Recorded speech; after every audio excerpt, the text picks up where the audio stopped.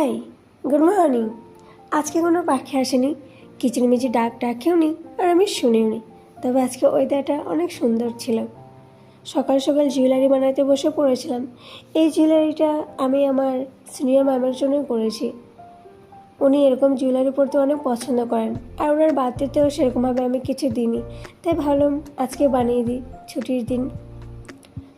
তোমরা যদি কেউ নিতে চাও আমাকে ডিএম করতে পারো। এই জুয়েলারিটা আমার নিজেই ডিজাইন করা।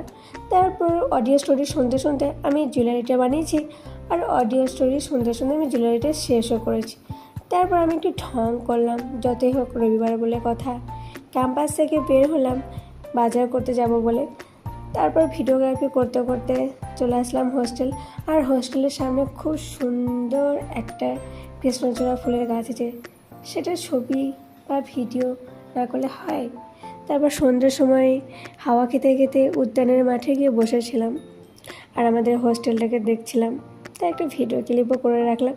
তারপর আমি চাঁদ মামার সঙ্গে একটু কথা বলছিলাম। হাই হাই, যাই হোক, আজকের মতো টাটা। নেক্সট কোনো ব্লগে আবার দেখা হবে।